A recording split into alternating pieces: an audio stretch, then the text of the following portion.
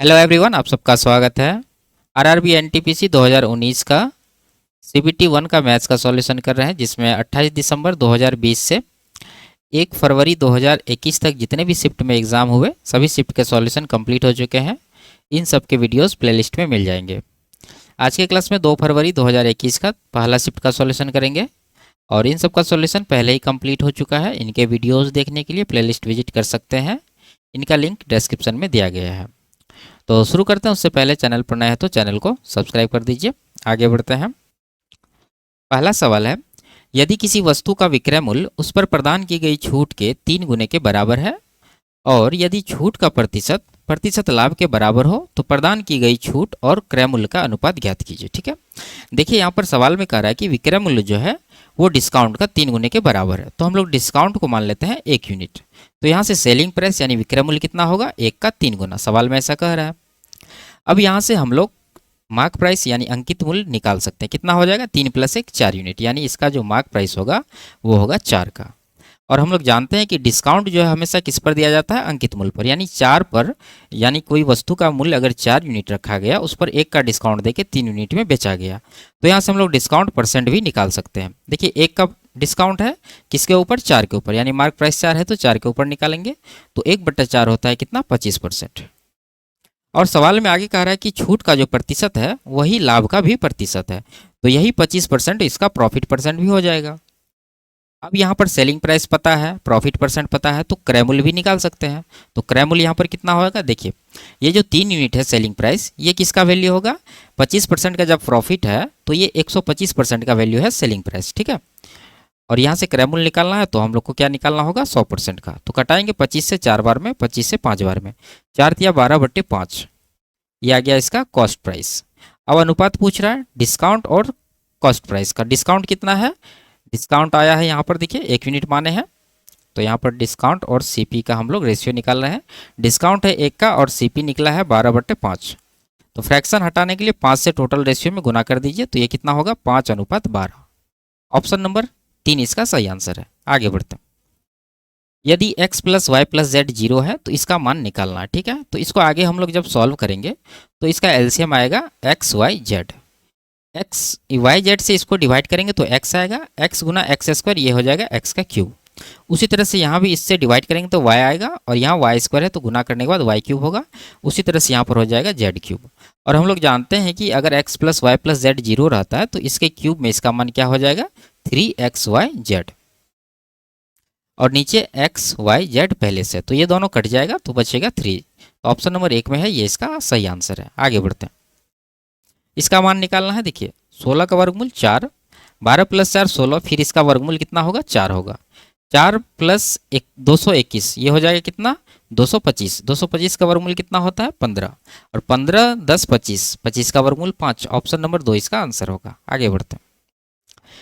10,000 से छोटी ऐसी कितनी संख्याएं हैं जो 21, 35 और 63 से पूर्णतः विभाज्य है।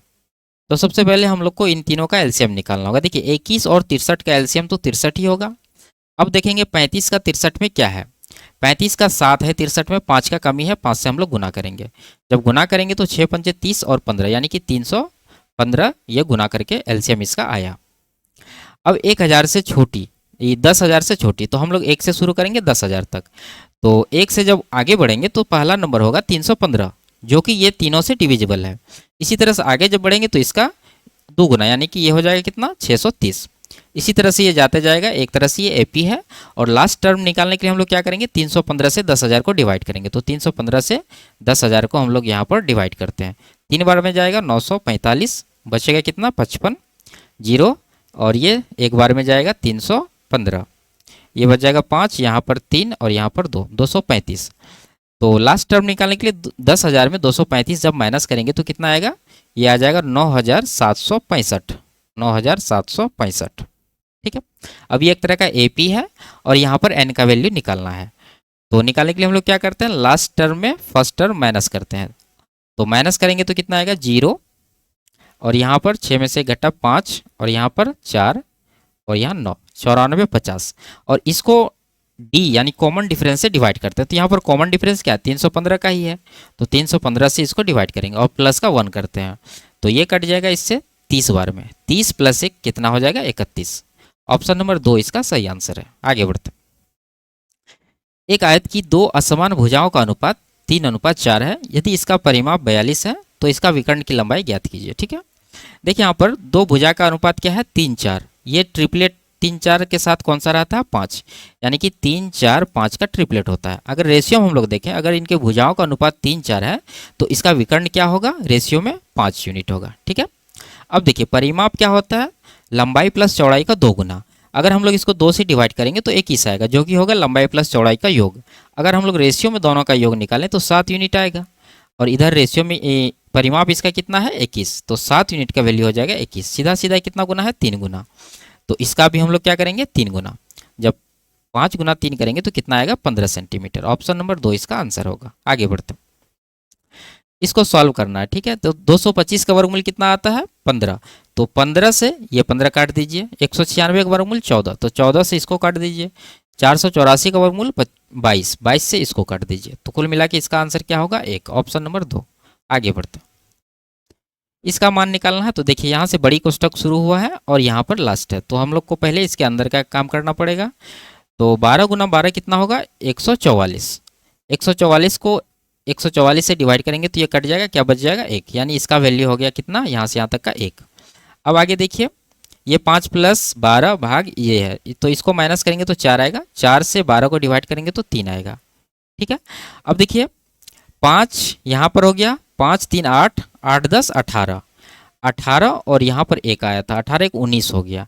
यानी कुल मिला के 103 में 19 माइनस करेंगे तो कितना आएगा? 84। ऑप्शन नंबर 4 इसका सही आंसर है। आगे बढ़ते हैं, 4 गायों को 28 मीटर लंबी भुजा वाले वर्गाकार खेत के चारों कोनों में इस प्रकार बांधा गया है ताकि प्रत्येक गाय आसन्न कोनों में बंधी 2 गायों को छू सके। यदि वर्गाकार खेत के अंदर के क्षेत्र में मौजूद वह घास जो गायों की पहुंच में थी उन्हें 22 दिन तक खिलाने के लिए पर्याप्त थी, तो वह घास जो गायों की पहुंच से बाहर थी उन गायों को कितने दिन तक खिलाने के लिए पर्याप्त होगी यदि कोई इसे काट लेता है और चरे जाने योग्य भाग के अंदर डाल देता है। ठीक है, देखिए सबसे पहले हम लोग एक वर्गाकार खेत बना लेते हैं जिसमें ये सब गाय चर रही है। ठीक है, और यहाँ पर 4 कोना बना है, चारों कोनों पर गाय बंधी हुई है। और यहाँ क्या कह रहा है कि इस तरह से बंधी है कि 2 गायों को छू सके एक गाय। यानी इस तरह से मान लीजिए एक गाय यहाँ है तो ये इस तरफ वाली गाय को भी छू पाएगी और इस तरफ वाली, तो यहाँ पर बीच में कहीं पर आएगी। उधर से ये गाय यहाँ पहुँचेगी, इधर से ये गाय यहाँ पहुँचेगी। उसी तरह से यहाँ भी होगा। तो ये वाला गाय जो यहाँ पर बंधी हुई है ये इतना भाग को चर पाएगी। ठीक है, वृत्त का 1/4। उसी तरह से यहाँ पर भी ऐसे ही हो जाएगा और उसी तरह से यहाँ पर भी ऐसे ही हो जाएगा, और इसको भी मिला देते हैं। अब देखिए ये जो है 1/4, ये क्या है? ये वृत्त का 1/4 भाग है।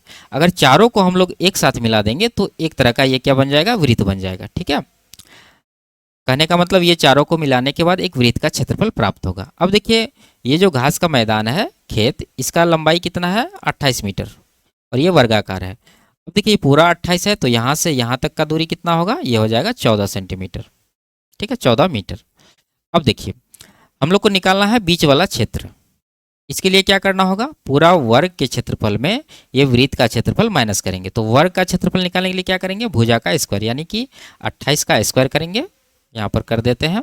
उसमें माइनस करेंगे ये चारों को मिलाने से जो वृत्त प्राप्त हुआ है उसका क्षेत्रफल। तो वृत्त के लिए त्रिज्या क्या हो जाएगा? 14 हो जाएगा। तो वृत्त का क्षेत्रफल होता है 22/7 यानी πr²। तो r है 14 को 2 बार गुना करके लिख दीजिए। कटाइए इसको 7 से 2 बार में, और 28 का स्क्वायर हो जाता है कितना? ये हो जाएगा आपको 784। उसमें माइनस करेंगे ये 14 दूना 28, 28 दूना 56 और 5 61। ठीक है, यानी कि 616। जब ये माइनस करेंगे तो कितना प्राप्त होगा? 14 में से 6 घटेगा 8, यहाँ पर 6 और यहाँ पर 1, 168। यानी 168 यूनिट हो गया ये बीच वाला क्षेत्रफल। अब देखिए क्या कह रहा है कि ये जो जहाँ तक ये गाय पहुँच पा रही है वो चारा 22 दिन तक चलता है। जो पहुँच पा रही है वो वृत्त है, तो वृत्त का क्षेत्रफल कितना है? 616। कहने का मतलब है कि 616 मीटर स्क्वायर क्षेत्र का घास ये गाय 22 दिन में चर पाती है। तो 168 मीटर स्क्वायर क्षेत्र का घास कितने दिन में चर पाएगी? तो यहाँ से हम लोग निकाल सकते हैं। ठीक है, उसके लिए क्या करना होगा? 22 को 616 से डिवाइड करना पड़ेगा और 168 का निकालना है तो इससे गुना करना पड़ेगा। तो कटाइए इसको 22 से तो पूरा पूरा कट जाएगा। 22 दूना 44, 22 अट्ठे 176, और 28 या 84 दूना 168, यानी ये कट जाएगा 6 बार में। तो कुल मिला के कितना आ गया, 6 दिन। 6 दिन इसका चलेगा, तो ऑप्शन नंबर 2 में है 6, ये इसका आंसर हो जाएगा। आगे बढ़ते हैं। साधारण ब्याज की किस दर पर कोई राशि 10 वर्ष में स्वयं की 2 गुनी हो जाएगी। देखिए कोई राशि 2 गुनी हो रही है तो इसका मतलब इसमें 100% का ब्याज इसको मिल रहा है। 3 गुनी होती तो 200% का मिलता। 100% का ब्याज मिल रहा है कितने वर्ष में, 10 वर्ष में। तो प्रत्येक वर्ष निकालने के लिए इसको 10 से डिवाइड करिए, तो कितना आ जाएगा, ये आ जाएगा 10%। ऑप्शन नंबर डी इसका सही आंसर होगा। आगे बढ़ते हैं। इसमें x का संभावित मान पूछ रहा है, ठीक है। देखिए यहाँ पर क्या है, रूट अंडर x बटा 1 माइनस एक्स, यहाँ पर है 1 माइनस एक्स बटा एक्स। देखिए अगर आप लोग ध्यान से देखें तो ये जो लिखा है इसका रेसिप्रोकल ये लिखा है, ठीक है। तो हम लोग क्या करेंगे, इसको k मान लेते हैं। क्या मान लेते हैं इसको, k।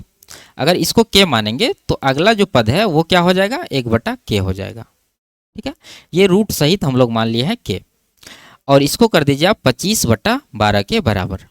अब यहाँ से आपको k का वैल्यू निकालना होगा, तो इसका एलसीएम लेके जोड़िए, तो ये हो जाएगा k स्क्वायर प्लस का 1, और ये 12 को इस तरफ ले आइए, 12 से गुना हो जाएगा, और इधर हो जाएगा क्या 25, और ये k इधर जाएगा तो 25k। अब यहाँ पर 12k स्क्वायर प्लस का ये माइनस का इस तरफ से k 25k आएगा तो 25k माइनस में हो जाएगा, और प्लस का 12 बचेगा बराबर 0। अब देखिए यहाँ पर k का वैल्यू निकालने के लिए ये द्विघात समीकरण हो गया, तोड़ना पड़ेगा। तो हम लोग क्या करते हैं, बीच वाला पद को इस तरह से तोड़ते हैं कि गुना करने के बाद ये दोनों के गुणनफल के बराबर हो जाए, और जोड़ने या घटाने के बाद बीच वाला पद के बराबर हो जाए। तो 12 गुना 12 144 हो रहा है। तो यहाँ पर हम लोग को किस तरह से तोड़ना होगा, 16 और 9 कितना होता है, 25, और 16 9 144। तो यहाँ माइनस का 16 और माइनस का 9 आएगा।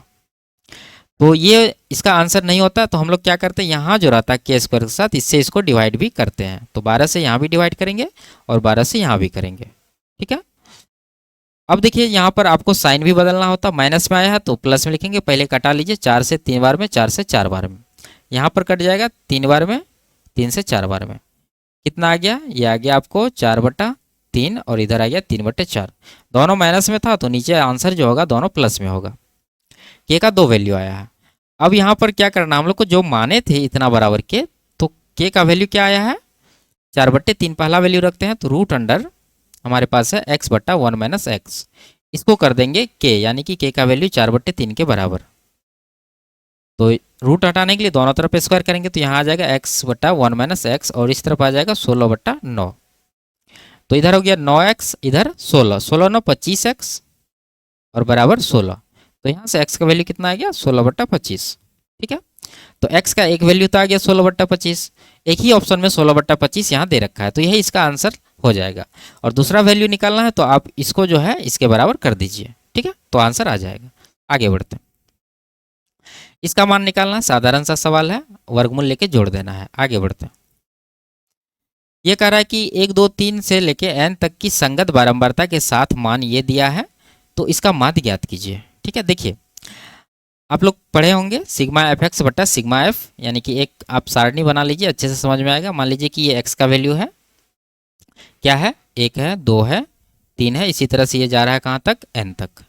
और उसी तरह से ये f होता है, f का वैल्यू क्या है, ये फ्रीक्वेंसी यानी बारंबारता क्या दे रहा है, 1 2 3, और इसी तरह से ये n तक जाएगा।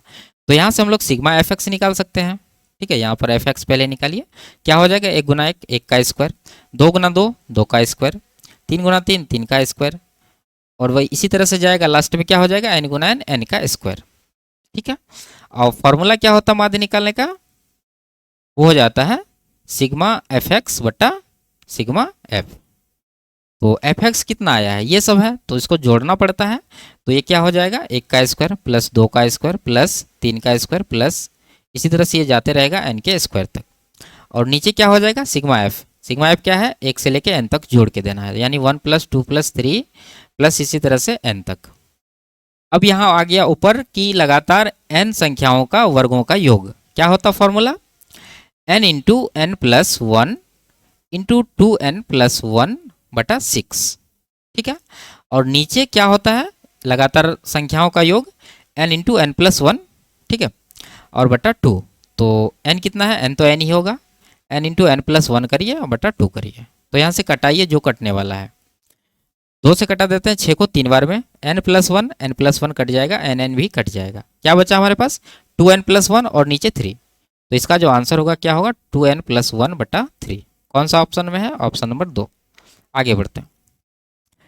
यदि ये दे रखा है तो 10a+b का मान पूछ रहा है। ठीक है, तो वैल्यू से रखेंगे हम लोग। देखिए अगर a को 45 b को 0 कर देंगे तो 2 मिल जाएगा। अगर a को 0 b को 45 कर देंगे तो भी 2 मिल जाएगा। तो हम लोग क्या करते हैं यहाँ पर a को ही 45 कर देते हैं और b को क्या कर देंगे 0 डिग्री। 10 45 का मान होता है 1, 1 प्लस 1 कितना हो जाएगा 2, और 10 0 0 होता है, 0 प्लस 1 कितना होगा 1। दोनों को गुना करने के बाद 2 मिल रहा है। इसका मतलब ये वैल्यू एकदम सही है। यही वैल्यू यहाँ पर रखिए तो कितना हो जाएगा 10a+b यानी 45 + 0 45। तो 10 45 का वैल्यू कितना होता है 1। ऑप्शन नंबर 3 1 इसका सही आंसर है। आगे बढ़ते हैं। एक चतुर्भुज के कोनों का अनुपात ये दे रखा है। सबसे बड़े और सबसे छोटे कोनों की मापों का अंतर ज्ञात कीजिए। तो सबको जोड़िए, यूनिट में कितना हो रहा है 7 4 11 3 14 1 15। ये 15 इकाई का वैल्यू क्या होगा? चतुर्भुज के चारों कोनों का योग होता है 360। कितना गुना है? 15 दूना 30, 15 चौके 60, 24 गुना है। सबसे छोटे और सबसे बड़े का अंतर पूछ रहा है। तो सबसे बड़ा तो ये है और सबसे छोटा ये है। दोनों का अंतर कितना होगा? 7 - 1 6 यूनिट का निकालना है। तो 6 का भी 24 गुना कर देंगे तो 24 छाके कितना होता है 72 दूना 144। तो ऑप्शन नंबर 2 इसका आंसर है। आगे बढ़ते हैं। एक विक्रेता एक वस्तु 500 में खरीदता है और इसे 550 में बेचता है। प्रतिशत लाभ ज्ञात कीजिए। साधारण सा सवाल है। 500 का सामान 550 में बिक रहा है, 50 का प्रॉफिट है, 500 के ऊपर कटाएंगे एक बार में, ये 10 बार में, 1/10 कितना होता है 10%। Option number D. आगे बढ़ते हैं। किसी राशि के 32% के 40% का 60% 432 के बराबर है तो राशि ज्ञात कीजिए। मान लेते हैं राशि x है, x का 32%, इसको फ्रैक्शन में लिखिए तो ये कितना होगा 8/25। उसी तरह से 40% हो जाता है 2/5 और 60% हो जाता है 3/5, बराबर कर देंगे 432 के। ये यहाँ पर देखिए 8 दूना 16, ठीक है, 16 से इसको कटाइए, 16 दूना 32, 16 सतह 112, 3 से कटाएंगे 9 बार में, तो x बराबर हो जाएगा 9 गुना, ये सबको उधर लिखिए, 25 गुना 25 625। तो 9 गुना 625 कितना हो जाएगा 5625। ठीक है, तो ऑप्शन नंबर 1 इसका सही आंसर है। आप 9 का मल्टीपल भी चेक कर सकते थे, एक ही ऑप्शन है। आगे बढ़ते। इसमें क्या कर रहा है, इसका मान निकालना है। तो देखिए यहाँ पर क्या है 5.4 का क्यूब है और यहाँ पर है 0.064, इसको हम लोग 0.4 का क्यूब लिख सकते हैं। उसी तरह से यहाँ पर तो स्क्वायर है और इसको हम लोग क्या लिख सकते हैं, इसको लिख सकते हैं 0.4 का स्क्वायर। और ये बीच वाला जो पद है ये क्या है 5.4 इंटू 0.4 है। ठीक है, अब देखिए यहाँ पर ऊपर बन रहा है, अगर इसको a और इसको b माने तो a³ - b³ और नीचे बन रहा है a² plus b ab plus b²। तो ऊपर a³ प्लस b³ है तो a³ - b³ है, इसका फॉर्मूला क्या होता है, ये होता है a - b into a² plus ab plus का b²। और नीचे भी वही है a² प्लस का ab प्लस का b²। ठीक है, तो ये दोनों कट ही जाएगा, बचेगा क्या a - b, यानी कि a है हमारा 5.4, b है हमारा 0.4, माइनस करेंगे तो 5 इसका आंसर आएगा। Option number 2। आगे बढ़ते हैं। 16,000 की राशि पर समान ब्याज की दर पर 2 वर्ष में अर्जित हुए चक्रवृद्धि ब्याज और साधारण ब्याज का अंतर 1,000 था। वार्षिक ब्याज दर ज्ञात कीजिए। ठीक है, ऑप्शन से आप आराम से निकाल सकते हैं, नहीं तो फॉर्मूला से आप निकालिए। फॉर्मूला क्या होता है, 2 वर्ष का जो अंतर होता है डिफरेंस, वो क्या होता है, वो होता है PR²/10,000। ठीक है, ये फॉर्मूला होता है 2 साल का। तो यहाँ पर P कितना है, मूलधन 16,000 गुना R निकालना है तो R² लिख ही देते हैं, नीचे हो जाएगा 10,000। ये डिफरेंस हो गया जो कि सवाल में दे रखा है 1,000, तो ये 1,000 के बराबर करेंगे। तो यहाँ से 3 0 काट दीजिए, तो R² का जो वैल्यू आएगा वो क्या आएगा, आएगा 10,000/16। यहाँ से R का वैल्यू आएगा क्या, इसका वर्गमूल लेना पड़ेगा स्क्वायर हटाने के लिए, तो ये आ जाएगा 10,000 का वर्गमूल 100 और 16 का वर्गमूल 4, डिवाइड करेंगे तो ये आएगा कितना 25। तो R का वैल्यू आ गया 25% इस सवाल का आंसर है। Option number 2। आगे बढ़ते हैं, इसको हल करना। ठीक है, तो पैटर्न पकड़ना होगा। आप यहाँ पर x का कोई वैल्यू रख दीजिए, x बराबर 1 रखेंगे तो आराम से निकल जाएगा। तो हम लोग यहाँ पर ऐसे बेसिक से कर लेते हैं, इसको जोड़ेंगे तो क्या होगा x और +1 यानी कि x + 1/x। दूसरा क्या हो जाएगा, ये हो जाएगा x + 2, नीचे हो जाएगा x + 1।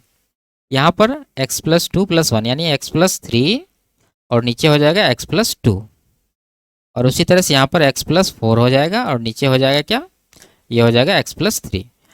अब यहाँ पर देखिए ये इस तरह से कट रहा है, x प्लस 3 यहाँ से यहाँ कट रहा है, x प्लस 2 यहाँ से यहाँ कट रहा है, x प्लस 1 यहाँ से यहाँ कट रहा है, बच रहा हमारे पास ये वाला और ये वाला, यानी x प्लस 4 बचा और नीचे x बचा। तो कौन सा ऑप्शन है, ऑप्शन नंबर 2।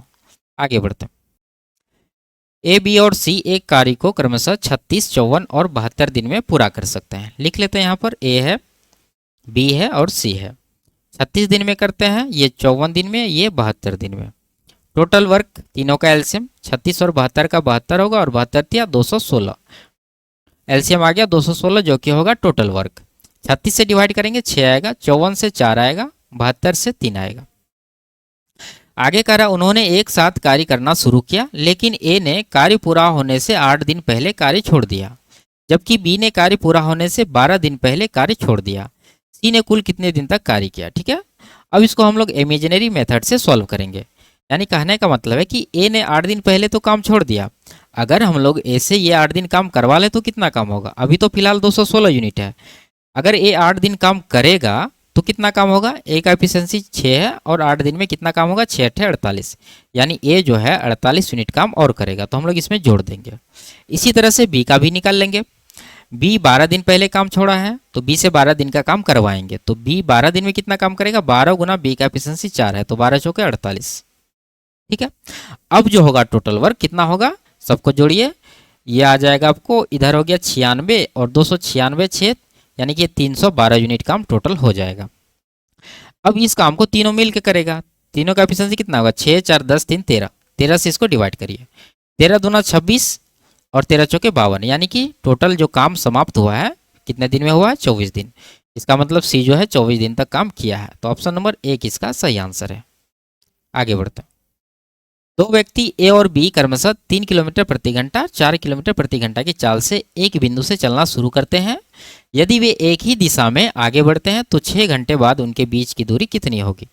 देखिए यहाँ पर जो दोनों देखिए, मान लीजिए ये बिंदु है, इसी यहीं से ए भी जा रहा है और इसी दिशा में बी भी जा रहा है, तो पूछ रहा है कि 6 घंटे के बाद इसका जो दूरी है कितना होगा, तो सेम डायरेक्शन में होगा, तो सेम डायरेक्शन में दोनों का रिलेटिव स्पीड कितना होगा, दोनों का अंतर, यानी कि 1 किलोमीटर प्रति घंटा, और ये टाइम कितना दे रखा है, 6 घंटा, तो 6 घंटा में 6 गुना 1 यानी कि 6 किलोमीटर दूरी हो जाएगा, तो ऑप्शन नंबर 1 इसका आंसर होगा।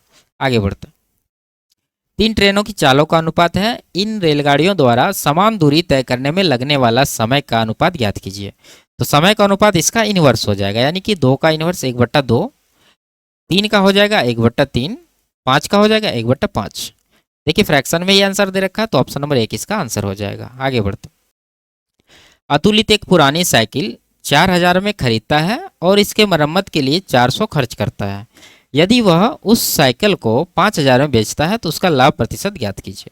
देखिए 4000 में खरीदा और 400 खर्च किया, तो टोटल जो उसका कॉस्ट प्राइस हो जाएगा कितना होगा, 4000 + 400 यानी 4400, और ये सेलिंग प्राइस इसका है कितना, 5000 में बेच रहा है। तो आपको परसेंट निकालना, तो रेशियो ले लीजिए, 0 0 काट दीजिए, 2 से 22 बार में, 2 से 25 बार में, यानी 22 का सामान 25 में बिक रहा है। यहाँ पर 3 का प्रॉफिट है 22 के ऊपर। परसेंट निकालना तो 100% से गुना करिए, 2 से 11, 2 से 50, 50 या 150, यानी कि 150/11% इसका आंसर होगा। तो कौन सा ऑप्शन में है, ये 110 और 33, 143 7 150, ऑप्शन नंबर डी इसका आंसर होगा। आगे बढ़ते हैं। यदि ये दे रखा है तो x + 1/x का मान पूछ रहा है। देखिए यहाँ पर आप इसको ऑप्शन से इजीली बना सकते हैं, 3 वैल्यू रखेंगे। क्या होता है इसका फॉर्मूला, अगर मान लीजिए इसके बराबर k है तो x³ + 1/x³ निकालने के लिए हम लोग k का क्यूब - 3k करते हैं। अगर k का वैल्यू 3 रखेंगे तो 3 का क्यूब 27 होगा, उसमें 3 × 9 माइनस करेंगे तो 18 यहाँ पर आ जाएगा। तो इस तरह से ऑप्शन नंबर सी लगा सकते हैं। दूसरा तरीका क्या है कि यहाँ पर देखिए अगर ये वैल्यू दिया रहे तो इसको निकालने के लिए क्या करना होगा, ये करना होगा, जबकि क्यूब वाला फॉर्म में इसका मान 18 है, जबकि यहाँ पर क्या है k³ - 3k, तो हम लोग k का क्यूब - 3k को 18 के बराबर करेंगे।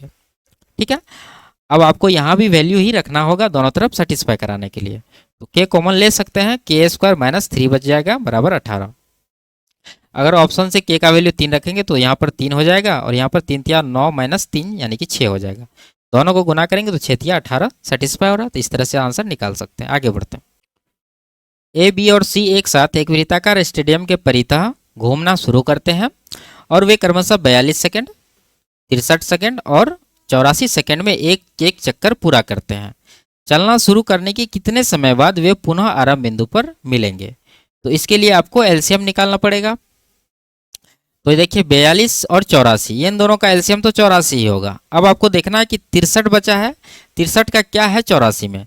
63 का तो 21 है, 3 का कमी है, तो 3 से यहाँ पर गुना करेंगे तो ये हो जाएगा 40 और 12 यानी कि 252, यानी शुरू करने के 252 सेकंड बाद ये फिर से एक साथ मिल जाएंगे। तो ऑप्शन नंबर 2 इसका आंसर होगा। आगे बढ़ते हैं। रूपर्ट ने 4600 में एक पुराना टीवी खरीदा। इसके ठीक करवाने के लिए उसने कुछ और पैसे खर्च किए और उसके बाद इसे 5406 रुपया में बेचा। इससे उसे 6% का लाभ हुआ। रूपर्ट ने टीवी ठीक करवाने में कितना खर्च किया? तो हम लोग पहले कॉस्ट प्राइस निकालेंगे इसका। ये देखिए विक्रय मूल्य कितना है 5460 यानी 5406, ठीक है 5406। और इसमें हुआ क्या है 6% का लाभ, यानी कहने का मतलब ये जो वैल्यू है ये 106% का है। और क्रय मूल्य निकालना है तो 100% का वैल्यू निकलेगा। ये जो हमारा आएगा ये क्या है क्रय मूल्य है। कटाइए 106 से 5 बार में 530 होगा, बचेगा 10 एक बार में, यानी 51 गुना 100 ये कितना आ जाएगा 5100। और वो खरीदा था कितना में 4600 में, जबकि उसका जो कॉस्ट प्राइस है 5100। इसका मतलब इस पर जो है ये कितना मरम्मत पर खर्च किया 500, इसी दोनों का अंतर। तो ऑप्शन नंबर 2 इसका आंसर होगा। आगे बढ़ते हैं। इसका मान निकालना है, ठीक है। तो ये क्या है, ये फॉर्मूला है 10 a माइनस बी पर, जिसमें a है हमारा 45 और b है हमारा कितना 30, ठीक है। तो हम लोग डायरेक्ट इसको फॉर्मूला पे कर लेंगे। और नहीं तो आप जैसे कि 10 45 है 10 30 है, सबका पर्टिकुलर मान दे के भी आंसर निकाल सकते हैं। अब यहाँ देखिए अगर वैल्यू रखेंगे 45 30 तो यहाँ पे कितना हो जाएगा, ये हो जाएगा 10 15 डिग्री। अगर आपको पता है तो 10 15 डिग्री का वैल्यू होता है 2 माइनस रूट 3, और 10 75 डिग्री का मान कितना होता है, ये होता है 2 प्लस रूट 3। 10 में 15 75 का मान तो यहाँ हो गया। अब साइन में भी आपको याद होना चाहिए, जैसे साइन 15 डिग्री इसका वैल्यू कितना होता है रूट 3 माइनस 1 बट्टा 2 रूट 2, यही वैल्यू होता है कॉस 75 का। और उसी तरह से साइन 75 का जब हम लोग निकालें तो ये क्या होता है रूट 3 प्लस 1 बट्टा 2 रूट 2, और यही साइन 75 बराबर हो जाता है कितना कॉस 15 डिग्री। तो ये आपको याद रहना चाहिए, तो बहुत जल्दी आराम से आंसर लगा सकते हैं। नहीं तो देखिए ये आंसर निकालने के लिए आपको कैलकुलेट करना पड़ता, और जिसको याद है 10 15 का मान वो आराम से निकाल लेगा, ठीक है। आगे बढ़ते हैं। एक सममितीय बंटन के लिए माध्य माध्यिका और बहुलक का प्रयोग सिद्ध संबंध क्या है, ठीक है। देखिए इंपायरिकल रिलेशन होता है जिसको अनुभवजन्य संबंध भी कहते हैं, स्टैटिक्स में ये कहा जाता है। तो इसमें जो आंसर ले रखा है माध्य बराबर माध्यिका बराबर बहुलक, ये आंसर नहीं है इसका। इसका जो आंसर है ये है। देखिए हम लोग क्या जानते हैं फॉर्मूला में, बहुलक बराबर होता है 3 गुना माध्यिका, ठीक है, और माइनस का 2 गुना माध्य। आपको यहाँ पर अगर कन्फ्यूजन है तो आप देखिए 3 गुना माध्यिका, माध्यिका में 3 अक्षर है तो उसके साथ 3 से गुना करिए, माध्य में 2 अक्षर है तो इसके साथ 2 से गुना होगा, बहुलक यहाँ पर निकल जाएगा। तो ये रिलेशन होता है। और यहाँ पर ये जो दे रखा है ये क्या है, इसमें दोनों तरफ अगर हम लोग माध्य को माइनस कर दें, ठीक है, माइनस माध्य कर दें दोनों तरफ, इस तरफ भी इस तरफ भी, तो इस तरफ लेफ्ट साइड तो बहुलक माइनस माध्य होगा जो कि यहाँ पर मिल जाएगा। अगर इस तरफ माइनस करेंगे तो 2 माध्य माइनस में पहले से 1 माध्य जोड़ेंगे तो टोटल 3 माध्य हो जाएगा माइनस में, और 3 माध्य का है तो 3 कॉमन लेंगे तो अंदर कोष्टक में बचेगा माध्य माइनस माध्य का, जो कि यहाँ पर दे रखा है। तो ये इसका सही आंसर है, ठीक है। आगे बढ़ते हैं। 4 व्यक्तियों ABCD ने एक कार्य को क्रमशः सबका घंटा दिया है, इतना में पूरा किया। निम्नलिखित में से किसने कार्य पूरा करने में सबसे अधिक समय लिया? तो समय तो फ्रैक्शन में है, आप इसको पूर्णांक में निकाल लीजिए। इसके लिए आप एलसीएम कितना हो रहा है 3 4 5 और 5 का एलसीएम हो जाएगा 60, तो 60 से गुना कर दीजिए। 3 से 60 को डिवाइड करिए 20 आएगा, 20 को 2 से गुना करिए, ठीक है। एक प्रोसेस हम बता दिए, 20 दूना 40 हो जाएगा। उसी तरह से यहाँ 4 से 15 15 तिया 45, उसी तरह से यहाँ 5 से 12 12 चौके 48, और 5 से 12 12 गुना 1 12।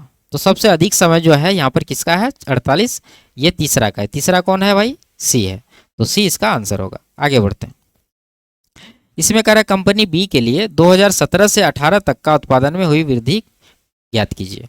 तो कंपनी बी कौन सा है, ये देखिए, जो स्क्वायर बना हुआ है वो बी का है, और जो पतंग बना हुआ है इस तरह से काइट के शेप में, वो किसका है, ए का है। तो बी का निकालना तो हम लोग बी देखेंगे। 2017 से 18, 17 कहाँ है, यहाँ पर है 17, देखिए कितना था 17, 4, ये है 4 था, और 18 में ये कितना था, ये था 18 में 6, यानी 4 से 6 हुआ है। तो 4 का 1.5 गुना है, सीधा सीधा 1.5 गुना है, तो 50% का यहाँ पर वृद्धि है। ठीक है, तो ऑप्शन नंबर डी इसका सही आंसर है। आगे बढ़ते हैं। इंजीनियर खंड के लिए पाई चार्ट के केंद्र पर बना कोण कौन सा होगा। तो इंजीनियर कितना है, 30 डिग्री, और हम लोग जानते हैं कि इसका कोण कितना होता है केंद्र पर, 360 डिग्री का। 360 का 30% यानी कि 3/10 निकालेंगे, तो 0 0 कटेगा, 36 या 108 डिग्री इसका आंसर होगा। Option number 3। आगे बढ़ते हैं। 2016 में शाखा B4 द्वारा उत्पादित वायरलेस कीबोर्ड की संख्या 2015 में किस शाखा द्वारा उत्पादित वायरलेस कीबोर्ड की संख्या के बराबर है।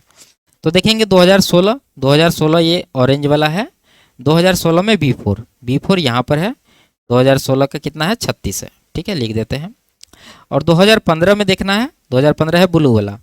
अब देखना है कि किसके बराबर है, ये फिर से 36 2015 में, तो 15 ब्लू वाला में कहाँ पर है, 36 यहाँ पर है, ये किसका है, B1 का। तो B1 इसका आंसर हो जाएगा, ऑप्शन नंबर 2, केवल B1। आगे बढ़ते हैं। दुकान ए की दोनों वर्षों की कुल बिक्री और दुकान डी की दोनों वर्षों की कुल बिक्री का अनुपात। तो देखिए दुकान ए कहाँ है, दुकान ए यहाँ पर है पहला, दोनों का कुल बिक्री कितना है, 9 8 17 यानी 175। और दुकान डी कहाँ पर है, यहाँ पर डी है, इसमें कुल बिक्री है 7 8 15 150। दोनों का रेशियो लेना है, 25 से कटाएंगे 7 बार में, 25 से 6 बार में, तो 7:6 इसका आंसर होगा। ठीक है, आगे बढ़ते हैं। तो ये लास्ट सवाल था। वीडियो आपको कैसी लगी कमेंट में जरूर बताइए। अच्छी लगी तो वीडियो को लाइक और चैनल को सब्सक्राइब कर दीजिए। फिर मिलते हैं अगले क्लास में, तब तक के लिए बाय बाय, टेक केयर।